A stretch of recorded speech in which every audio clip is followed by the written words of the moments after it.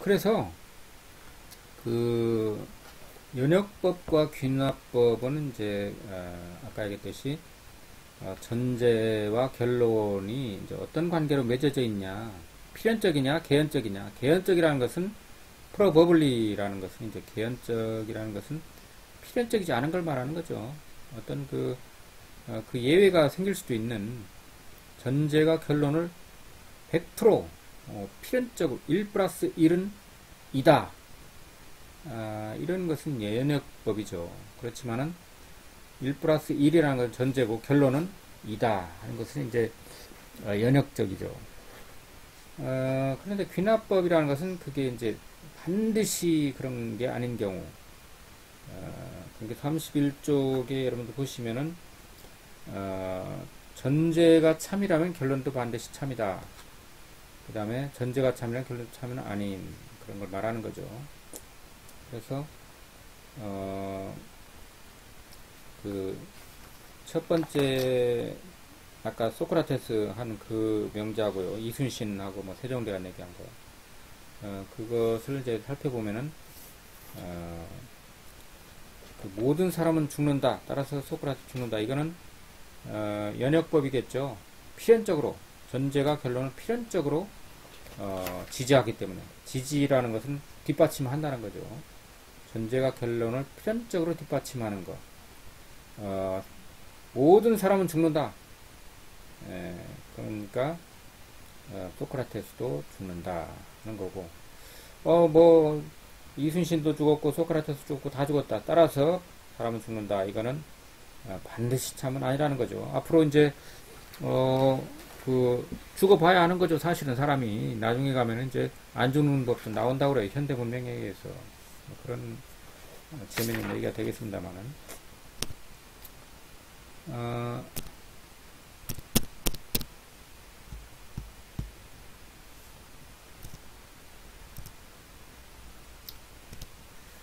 그래서 그 32쪽에 이제 가라는 이 지금 그 어리석은 자들은 대부분 논리적 사고 훈련을 받지 못했다. 처리는 어리석다. 그러므로 뭐 이거는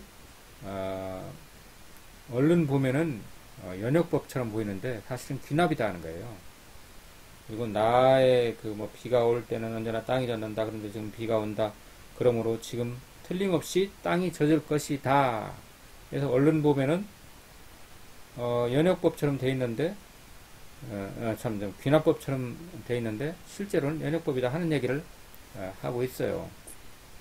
그래서 연역법이라는 것은 연역 논증이라는 것은 핵심이 뭐냐 하면은 결론의 내용이 전제 속에 암암리에 포함되어 있는 거예요. 그러니까 이제 사람은 죽는다. 모든 사람은 죽는다. 따라서 소크라테스도 죽는다 하는 것은 이 결론의 내용이 이미 전제에 포함되어 있는 거예요. 사람은 죽는다 하는 그 전제에 포함되어 있죠. 포함되어 있기 때문에 어떻게 돼요? 결과적으로 반드시 참일 수밖에 없는 거죠. 사람은 반드시 죽는다 하는 것을 전제로 해서 A도 죽고 B도 죽고 C도 죽고 모든 사람 죽는다. 이게 이제 포함되어 있는 거죠. 그 다음에 이제 그 35쪽을 보시면은 그 밑에 정리가 잘 돼 있어요. 지금까지 제가 말씀드린 그 뭡니까 그 포인트, 그러니까 연역 논증과 귀납 논증.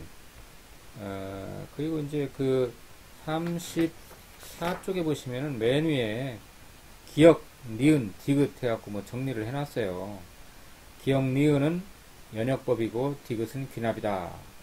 이런 것을 설명을 하는데 한번 여러분들 한 개나 두 개 정도만 읽어보시면 읽어보고 왜 그런가 하는 것만 좀 정리를 해보시면 될 것 같아요. 과제로 내는 건 아니고요. 그냥 정리를 그 자리에서 잠깐 해보면 됩니다. 그 다음에 35쪽에 정리를 잘 해놨어요. 그 연역 논증과 귀납 논증. 그래서 이제 그 정리가 됐고요. 그 다음에 이제 36쪽에서 7쪽을 보시면은 다음 논증은 연역 논증인가 귀납 논증인가 그런 문제가 나와 있어요. 그래서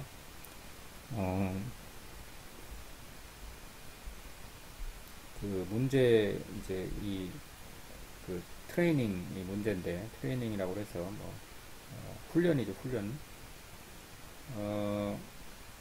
연역인가 귀납인가 뭐 그런 것을 여러분들이 한번 쭉 보시면 될 것 같은데 사실 굉장히 조심을 많이 해야 돼요. 근데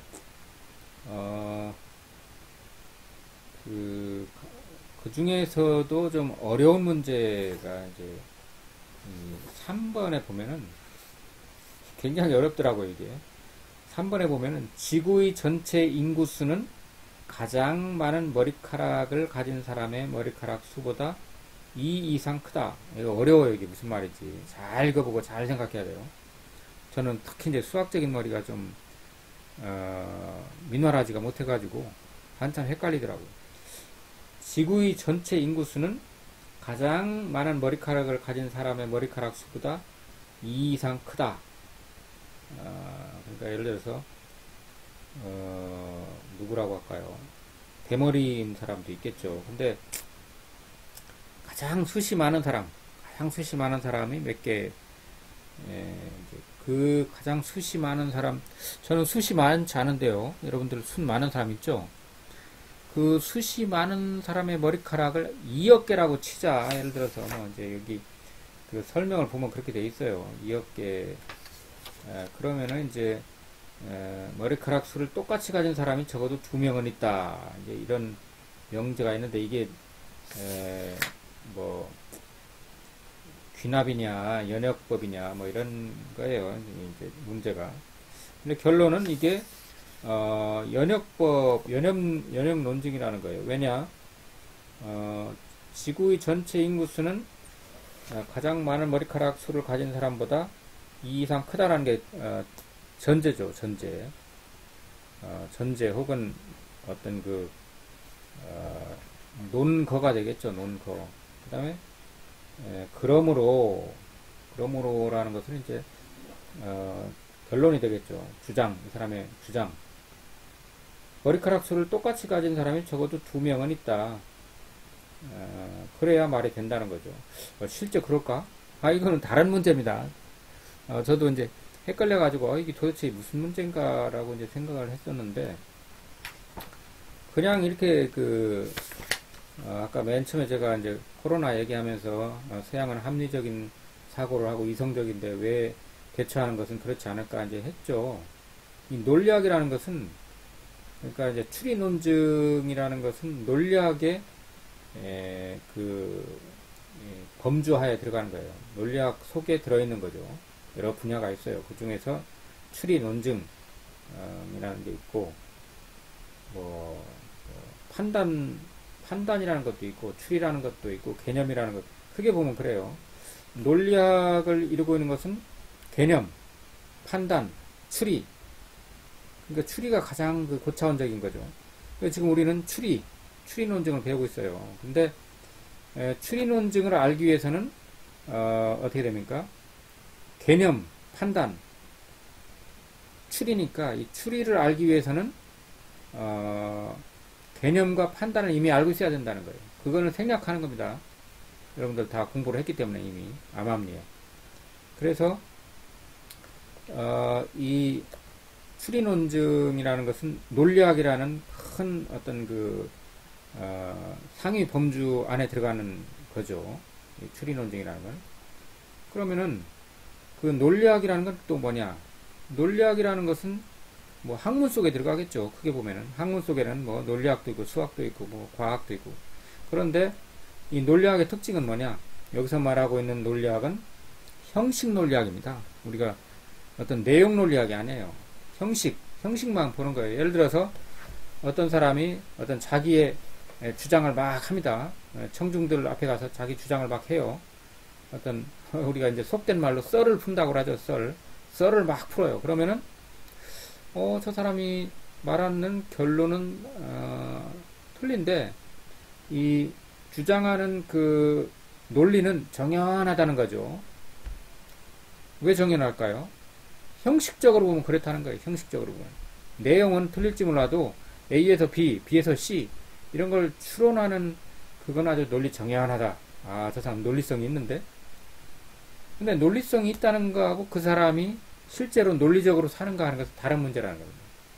조금 이해가 좀 여러분들 되는가 모르겠는데, 그래서 이제 이 머리카락 문제를 한번 잘 이해를 하면 다른 것도 이해가 되리라고 봐요. 그리고 이제 그 7번에 보면은 오직 19세 이상인 사람만이 투표를 할 수 있다. 그런데 철이는 아직 18세다. 따라서 철이는 투표할 수 없다. 이게 연역 논증인가요? 기납 논증인가요? 이 문제인데, 오직 19세 이상인 사람만이 투표를 할 수 있다 하는 게 결론이겠죠. 그런데 이제 그 결론을 뒷받침하고 있는 것이, 그런데 철이는 18세다. 따라서 할 수 없다 하는 것은 전제가 되겠죠. 그래서 이 철이는 아직 18세다. 18살이다. 그러면 18살은 그 선거법에 의하면은 투표를 할 수 없다. 지금 선거법은 어떤가 모르겠어요. 그런데 이게 하나의 가정이죠. 논리학에서는 가정입니다. 그렇다고 치면은 어떤 나라에서 그런가 몰라도 그래서 이제 그걸 근거로 해서 결론은 19세 이상의 사람만이 투표를 할 수 있겠죠. 그래서 결론은 철이는 18세이기 때문에 투표할 수 없다 하는 건데, 이게 연역 논증이라는 거예요. 연역 논증. 왜 그런가 하는 것은 여러분들이 또 여기 지금 우리 책에 다 해답이 다 나와 있어요. 근데 이제 해답을 봐도 이해가 안 되는 거 있죠. 그런 거는 잘 이제 우리가 살펴봐야 될 텐데요. 결론이라는 것은 이제 이 시간을 마치면서 논증이라는 건 뭐냐 하는 것을 이제 한번 간단하게, 뭐 책을 보지 않고, 논증이라는 것은 자기의 주장을 뒷받침할 수 있는 근거를 가지고서 자기 주장을 하는 것을 말하는 거죠. 쉽게 말하면은. 그러니까 그 주장만 있고 어떤 뒷받침할 수 있는 근거가 없는 것은 단순한 그냥 동어 반복이 되겠죠. 나 술 안 마셨어. 왜? 술을 안 마셨으니까. 저기 이제 어린 왕자라는 책에 보면 그래요. 어린 왕자가 이제 어딜 가니까 술주정꾼이 술을 마시고서 술이 쳤어요. 그래서 이제 그 술주정꾼하고 얘기를 하니까 이제 계속 같은 말만 반복을 하죠. 나는 술을 왜 마셨냐? 내가 불쌍해서 술을 마셨다. 그럼 또 왜 불쌍하냐? 술을 마셨으니까 불쌍하지. 이건 조금 달라요. 그러니까 이거 순환논증이라고 그러는데, 나 술을 마셨어. 왜? 내 인간이 불쌍해서 술을 마셨어. 그러면 왜 인간이 불쌍해? 술을 마셨으니까 불쌍하지. 성경에 있는 것은 진리야. 왜? 예수님의 말씀이니까 진리지. 왜 예수님이 말씀하면 진리야? 성경에 나왔으니까 진리지. 이렇게 하는 것도 조금 단순한 주장과는 다르지만 황당한 거죠. 크게 보면 그건 역시도 논증이 아닙니다. 그런데 논증이라는 게 왜 필요할까요? 하는 게 이제 여러분들한테 제가 한번 문제 제기해 보는 거예요. 논증이 왜 필요할까? 한번 생각을 해보시면서 제가 이렇게 PPT를 만들면서요, 아래다가 이제 여러분들 지루할까봐 이 아름다운 그런 그림들을 이렇게 넣어놨어요. 여기 이제 꽃이 지금 만발을 하는 그런 철이죠. 여러분들 못 만나는데 다음 주에 좀 만날란가요? 아마 이제 꽃이 피는 그 야외 수업도 한번 해보고, 같이 저기 어디 없니까 거기 숲속에 가가지고 뭐 사가지고 가서 좀 마시면서 논리적인 이야기도 하고 하는 그런 시간을 갖는다면 얼마나 좋을까요? 그리고 이제 여기 보면은 영희하고 철수하고 이렇게 분홍빛 이런 하늘, 그래서 이제 5월 걸로 이렇게 보이는데요. 꽃이 만발한 들판 속을 이렇게 걸어가잖아요.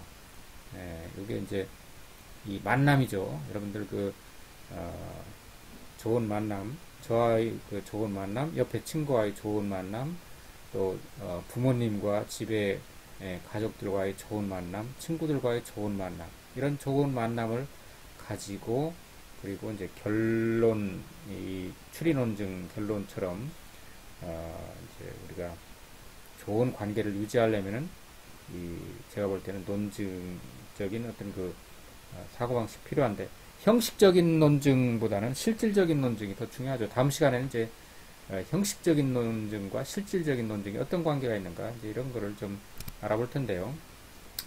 이 토론할 문제를 여러분들이 보시고 이 과제에다 이걸 줄 테니까 이 세 가지 중에서 하나를 선택해서 그냥 서술을 하면 될 것 같아요. 이번 시간에는 추리 논증의 종류에 대해서 또 요건에 대해서 알아보았습니다. 감사합니다.